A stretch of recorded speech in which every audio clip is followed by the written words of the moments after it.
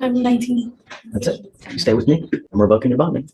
Make an exception to tell somebody to bring my grandma because she doesn't know how to drive, and I drove her up here. Where's your grandmother? She's up in Louis Deli. It's like a restaurant from here. I just left her parked there. She doesn't know how to drive. You just left your grandma in the car? Yeah, because I needed to get up here. She was my only way to get here. Is she in approaching on the cafeteria, the GED that you wanted her program to get into? She's in the process of enrolling, which is probably not what court wanted to hear. But Where's she? Come up, ma'am. transportation and some living situation issues right now. Let's find out. What are you doing with your life, ma'am? What am I doing with my life? Right now, I'm currently barely getting stable at the house. I just recently moved house with my grandparents, but we switched locations from over there, Galleria, to over here, Aldine, Westfield. Still living with your grandparents. Yes, I'm the only one that lives with them. I'm the one that tries to help them out. How old are they? They are 65 and up. I don't need help. Are they ill? My grandma is. Hey, what do you do? Are you working? You going to school? I'm not working no more right now. I just recently left my job 2 weeks ago. Why? I told you to get a job, not lose a job. I already had a job when I had first seen you, but I left it because it's a 40-minute drive away. I don't have transportation right now. So what have you been doing between now and then, since the last 2 weeks? Well, I've been looking for a different job nearby, and I got an interview coming up on the 8th for Academy Sending you for a drug and alcohol test now. What are you going to test positive for? for THC. Not going to go well for you, Ms. Castillo. I should be there from the first time that we got arrested. So you haven't smoked since the last time you've been arrested? Because I think she's saying it may be something still in her system from when she was here. I don't see the date. I mean, from August? That's what, 60 days? Really? Really? Yes, sir. I'm sending you for a drug and alcohol test right now, Ms. Capetillo. What I seem to think is happening is that you're not doing anything but smoking weed and doing nothing. It's not And right. that's not gonna happen. Really? We'll see. I'm sending you for a drug test now. You must come right back and we'll see what happens. Hey, are you coming to hang out or what? Me too. I'm done for the day. I'm about to go. Have fun. Ms. Come up, Capetillo, ma'am. What happened? For what? THC, no alcohol, because we don't know the levels, but How old is she? How old are you? I'm 19. That's it. You stay with me. I'm revoking your bond, man. Make an exception to tell somebody to bring my grandma because she doesn't know how to drive, and I drove her up here. where's your grandmother? She's up in Louis Deli. It's like a restaurant from here. I just left her parked there. She doesn't know how to drive. You just left your grandma in the car? Yeah, because I needed to get up here. She was my only way to get here. Is she in a, Does she have a license to drive? Do you even have a license to drive? I don't, sir. so your grandmother drove It's you like or one you drove thing her? after the I other. drove my grandma here. Why'd you I bring don't her have here? any transportation, sir. I had to You get. can't drive if you ain't got a license and insurance. I was trying to provoke this. I was not trying to get arrested, sir. Everything we asked you to do, you did the exact opposite. Sir, I was working on it. I just need you to help me with this. I'm just asking you for like one more week, and I'll get it together. I haven't been smoking. I'm sorry. That's been there for a minute. I haven't smoked because I know I have. Yeah, I believe it. The tests are gonna eventually show something else, and you're not gonna believe me.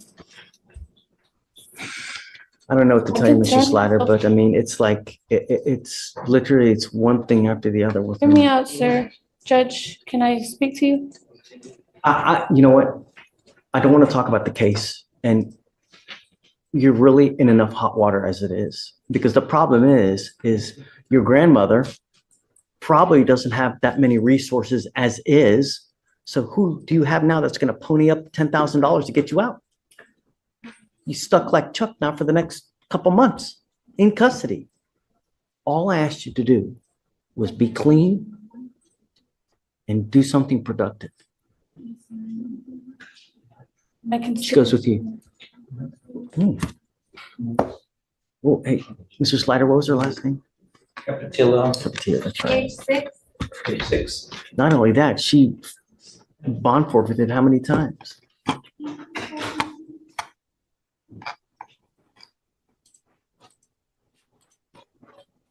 I don't know what to do. I really don't. Try to figure out what our grandmother has to do with.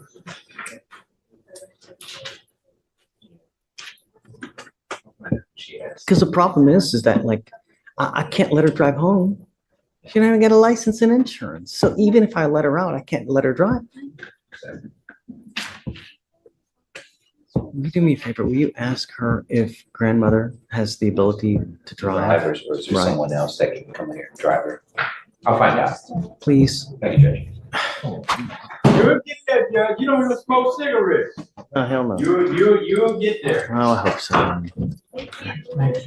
You know, No doubt about it. at Anything one- don't smoke cigarettes to get there. Well, I think that's right. My someone didn't smoke neither, but he did. Good case you know. I know people who smoke packs of unfiltered cigarettes that live to 90. Yeah. That's not much. You know, I wanted to let you know that I'm bringing you out here because I feel really bad. But you've done nothing to help yourself.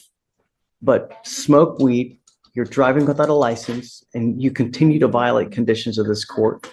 You didn't show up like a week or two ago, you know? So it's one thing after the other. We are trying to do everything in our power to get through to you, to try to better yourself and to get to, we truly want the best for you. But at this point in time, you're your own worst enemy. You're doing nothing for us to also help you out. If I let you go now, that's enabling you, telling you it's okay for you to continue to conduct and act like you're doing. Ms. Capetillo, it is not.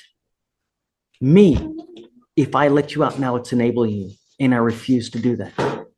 I want you to understand that we mean business. And this is what happens when you don't follow conditions. We mean business. No catch and release here. Good. We'll see you in a couple days, and I really truly hope that you now will appreciate this, okay? I'm not letting you out. I know you're What I not. want you to understand is that if I let you out, you will get the understanding that it's okay for you to continue to do what you're doing, and it's not.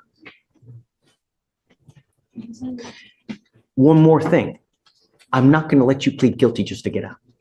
You pleading guilty to a theft case will be the absolute worst thing you can do because you will become unemployable. No one will hire you. You will be unable to get an apartment, a loan for anything, to get a car, a house, apartment. You want funding for financial aid for schooling for this, not with a theft conviction.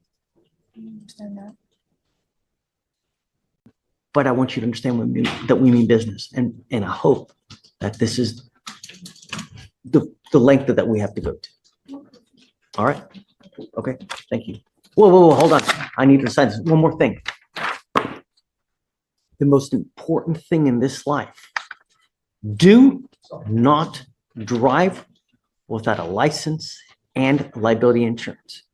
You will be signing an affidavit with me right now. This is a promise you're making to me not to drive. And if you do, I can have a contempt hearing and you can be facing up to 180 days in jail and a $500 fine every time you drive. If you get into a car and you get into an accident and you don't have insurance, you've completely messed with everyone. And I know you don't have money. But if you get into an accident with someone who Okay, pause for a second, because this isn't just another courtroom clip. Write the new charges already. If you're wondering how someone can stack criminal cases like loyalty points, you're not alone.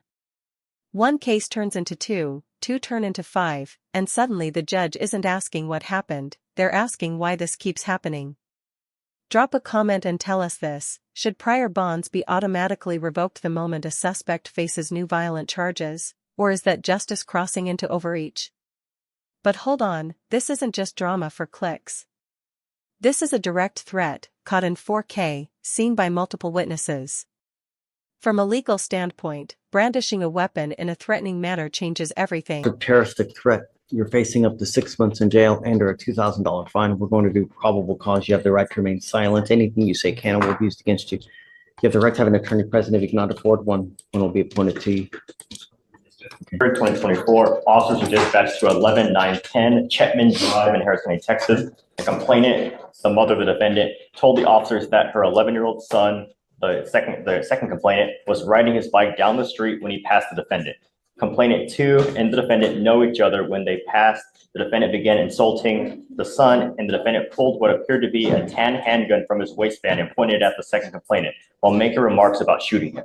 After the second complainant told his family about what happened, they went to look for the defendant and confronted him. The defendant reached into his waistband again, but the complainant's family was able to wrestle the gun away, which turned out to be a BB gun. The officers noted that the BB gun appeared to be very similar to a real gun in appearance.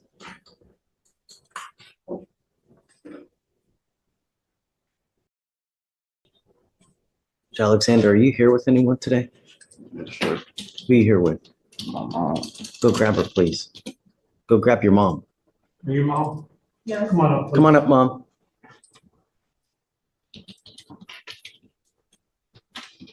Good morning. Hi. Thank you so much for coming. No problem. Did you hear everything that happened?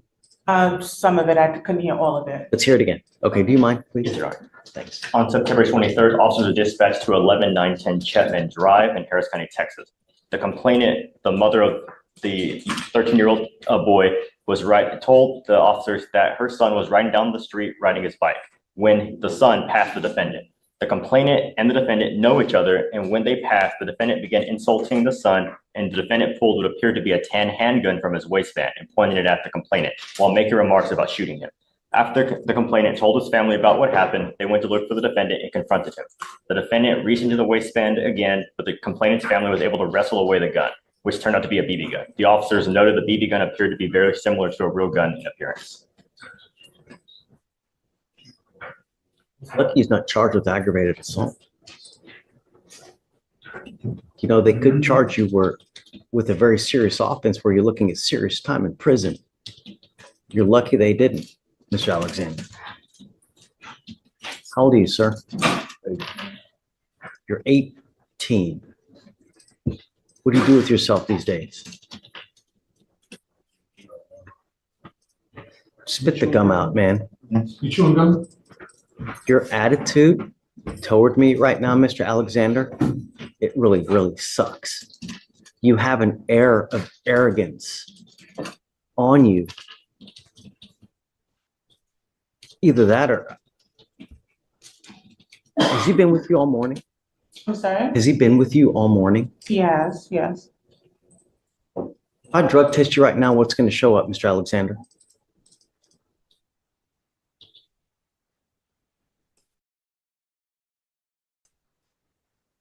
What's going to show up?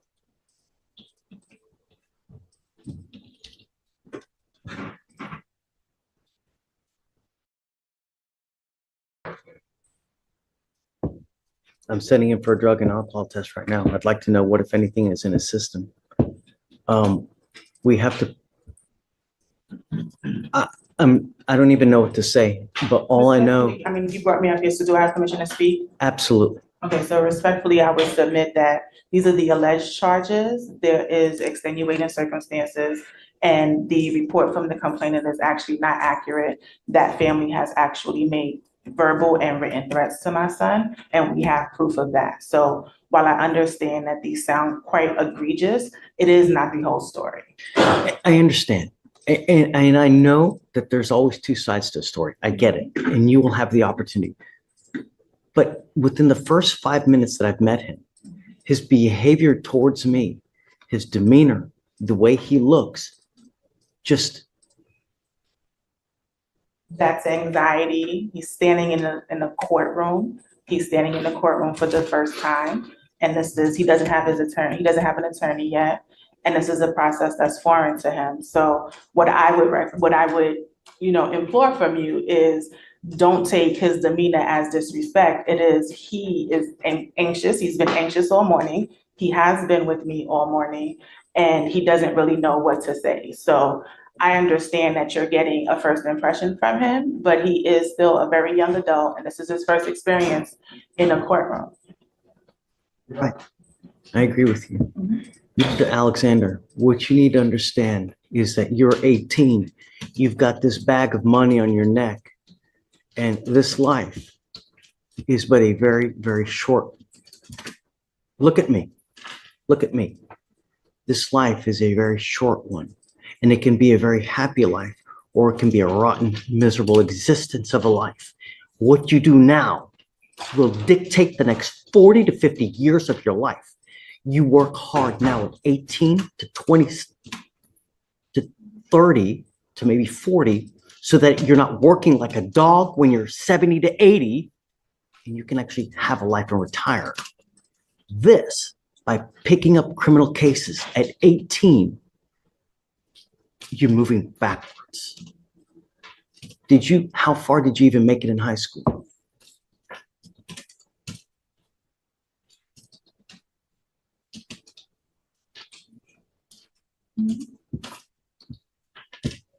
He's uncomfortable talking to me, asking me to answer. I want you to answer. I want to get to know you, Mr. Alexander. I want to know what's your, sorry? Said 11th grade, Your He said Honor. 11th grade.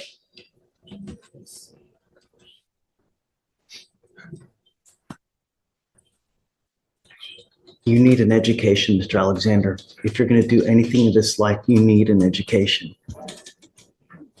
I got my education. I want to do everything I can to help you out. Okay? I really do. If he's smoking weed, it stops today. Okay? I'm going to drug test him right now because I want to know what, if anything, is in his system. If he tests positive, then I'm going to test him again in 40 days, give or take. The marijuana stops now. And I want him to get back in school. He either needs to be in school full-time or get a full-time job so that he's not running in the streets. Mr. Alexander, I am also making it a condition of your bond that you're not allowed to have any kind of weapons whatsoever for any reason. I can give you a lawyer to try to help you out as much as I can, and I will waive all your fees so you won't be responsible for any cost for anything.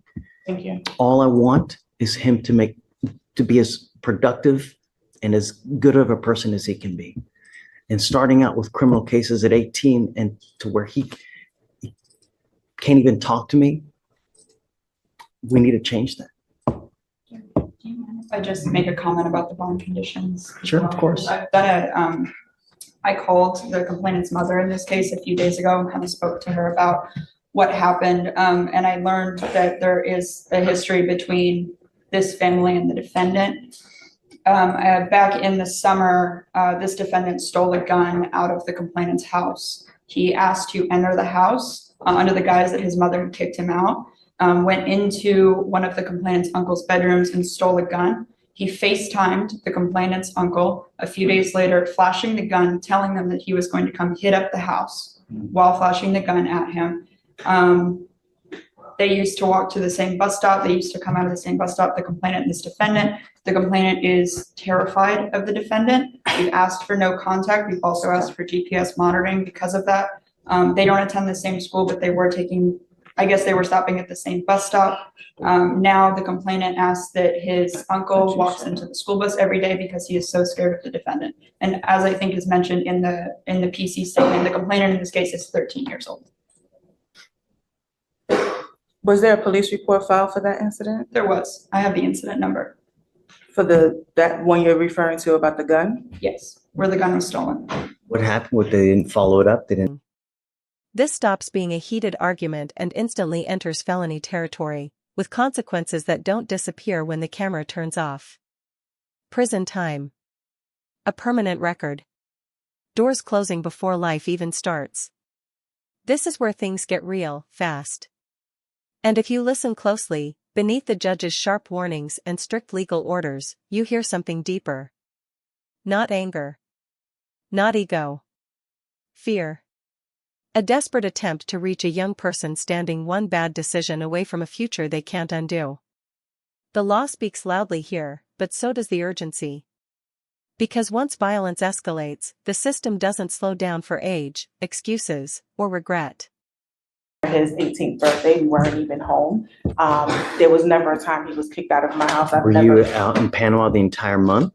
We were out in Panama from July 10th until the beginning of August, yes. Well, So, that's not the entire month. well, most of the month, excuse me. And in addition to that, no one has come to investigate anything at my house. Okay, so Mr. Alexander, I'm issuing a protective order over this child, this other kid. You're not allowed to have contact with this person or go within 200 feet of where they live or where they work. Do you understand, sir? You're not allowed to be in possession of weapons. You're not allowed to have any kind of threatening or harassing behavior with this child. If they call back and they say that you have harassed them, then I will revoke the bond and I'm going to put you in jail. And I'm going to tell you now, I will not give you any more PR bonds. So all I'm asking you to do is stay away.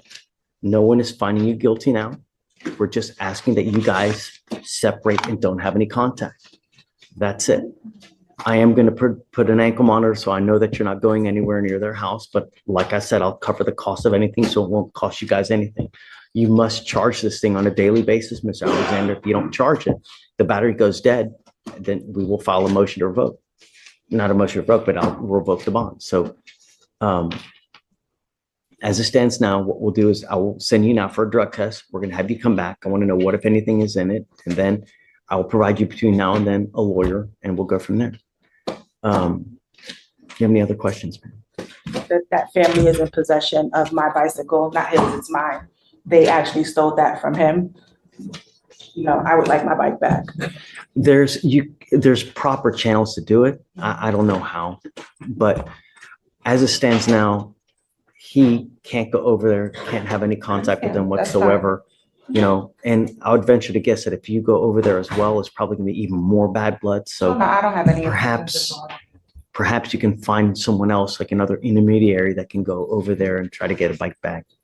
But at this point, just don't have any contact with them. And when you come back, then we'll have you speak to someone. Okay. All right. I'm going to have you sign a go ahead. Want to do it today? Correct. Yes. Mr. Alexander, I want you to either get a job or get into school full time.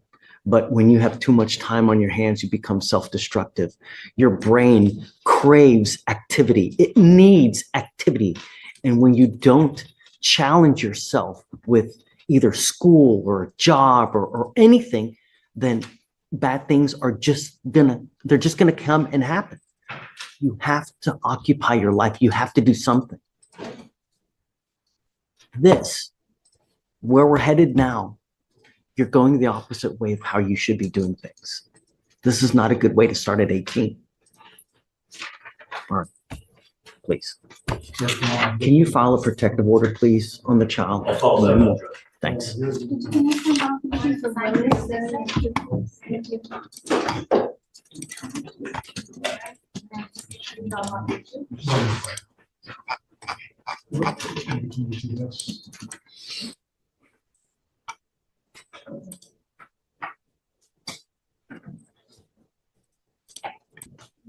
Okay, Mr. Ewing. I'm here on Mr. Alexander. Come up, Mr. Alexander. Mom, come on up.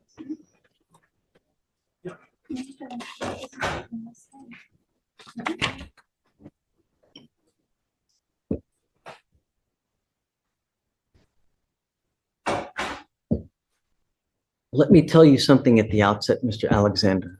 Everything that I want for you, I want the best for you, okay? At times, the conditions that I place on you, you may not like it, and that I'm okay with that. But what I'm trying to do is I'm trying to do the best thing for you, and what I think and I hope it is the best thing to achieve our goal, which is to make you a person that's an upstanding young man that's headed toward greatness. So he tested positive for what? Just marijuana? Okay, no more. You will be tested 40 days from today. If you continue to smoke marijuana, I'm going to revoke your bond. I will put you in jail. Do you understand? Yes or no? Okay, I want you to understand that you are also not allowed to use anything that has THC in it. No oils, gummies, vape pens. What else is there? I don't CBD, nothing you're not allowed to use. Do you understand? Okay. Mom, what else should we do? School, work, What should we do? What do you think would be the best? I encourage therapy all the time. I think the therapy. Say it again? Therapy, I think therapy is beneficial. We have a therapist. Okay, I can make that a condition of his bond, that if he doesn't go to the therapist, then he can stay with us as well. You have to do your therapy as well. Mr. Alexander, what happens if you don't do your therapy? I want you to understand this one more thing. I want you to be nice to your mom. The conditions that I place on you now has nothing to do with your mother. If your mother tells me that you're disrespecting her or not being nice or not following her rules, you will stay with me. Do you understand, sir? That's not an issue at all. That's not. He is respectful to me. I hope so. I really do. Yeah. Do you think that we need to put a curfew on him? I don't think he needs a curfew. I think he's good. Okay. I want to do whatever you think is right. So if you need anything else in the future, if you want anything else, all you have to do is let Mr. Elick know, and then we can help you out with whatever. What about school or work now? The educational treatment center. Okay. He's on probation. He has a relationship with them. Wait. Is he on probation now? No, he's not on probation. Okay. He was in the GD program there. Great. He has a relationship with them. Okay. And so, the hardship is transportation. He was doing Z-Trip before for pickup and drop off. If we can make arrangements for him to participate in that program, he did exceptionally well there. They have familiarity with him and a relationship with him. Despite the charges, like I said, there's great extenuating circumstances, but he is quite intelligent. And he, there's a lot more to this story and his story than is shown in, the affidavit that is being presented to you. But AJ, I call him AJ Alvis, he has a lot going for him more than this statement shows. So if he has the right circumstances, I think that he'll do. Mr. Alexander, why do you always look so upset? Sorry? When you smile and when you're nice to people, it goes a long way. It really, really does. When you meet with these people, they have your life in their hands. And if you go up there and you act aggressive or passive aggressive, you're not going to get what you want. But if you go in there, if you're nice, you crack a joke and make them smile and make them laugh, you can have them eating out of your hands. I feel like I'm talking to him, just not getting anything. No, I think he hears you. I think that they're, like I said, there's a component of anxiety and depression. Is he taking any medication? He's not. Other than for he has physical conditions that he takes medication for. Has he been diagnosed to take anything? Or no? Excuse me, I'm sorry. Has he been diagnosed or anything? I guess anything. Yes. Okay. He's also had 49 surgeries against him. For what? He has a rare incurable condition. There's a lot more to the story than you know. No, I will help you as much as I can. I really do. And anything you need, he works with the managers assigned counsel, so they have resources. All you have to do is ask, and we can give you whatever we have. We're prepared to give to you. And like I said, start with making sure that he has transportation to get to the GED program. we can look into that, certainly. Yeah. From my home, that would definitely benefit. He has a desire, he just needs the path, and he needs to mitigate the depression. You have to want it as well, AJ. If you don't want it, you'll end up nowhere, man. Okay. So we'll just reset your case now. We'll set you out 40 days. We'll have him come back to the next setting. He's going to test. I hope he tests negative, and we'll go from there. Anything in between, just let me know whatever you need.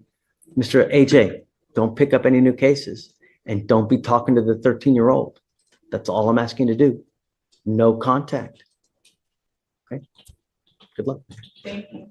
Take care. Okay.